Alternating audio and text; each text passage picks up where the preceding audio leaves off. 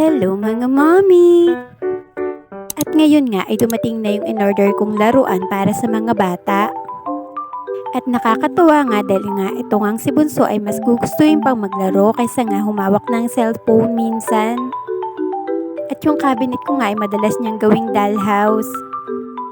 At dahil nga napakamahal ng dollhouse, ito nga yung naisip kong bilhin. At binilhan ko nga rin si kuya ng paglilibangan niya dyan. Ito nga ay isang parang 3D puzzle. At eto nga rin yung paraan ko para nga makaiwas din sila sa gadget. Nakakatuwa nga dahil mura ko nga lang itong nabili. Free delivery na nga at kinamitan ko pa nga ito ng coins. At eto na nga yung mga laman niya.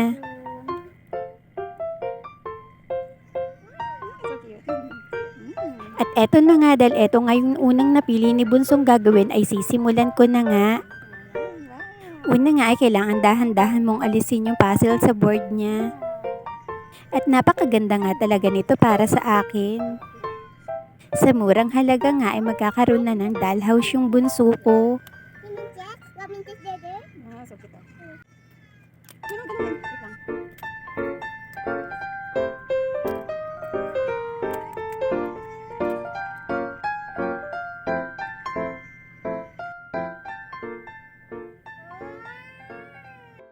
At eto nga, sinimulan ko na nga siyang i-assemble.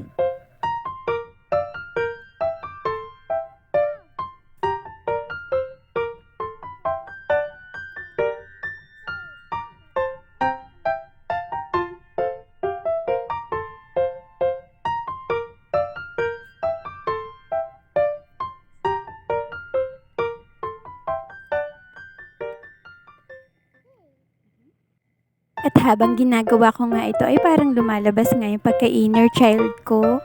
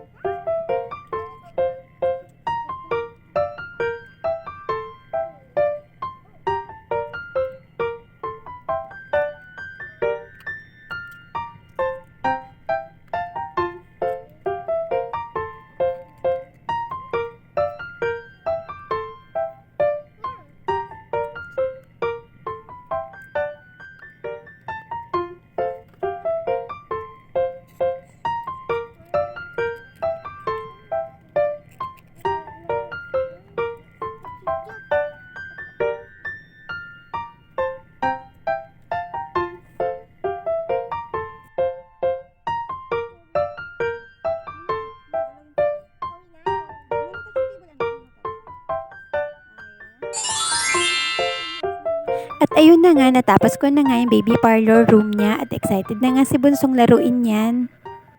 At ang part 2 nga nito ay sa susunod na video na dahil masyado na nga itong mahaba.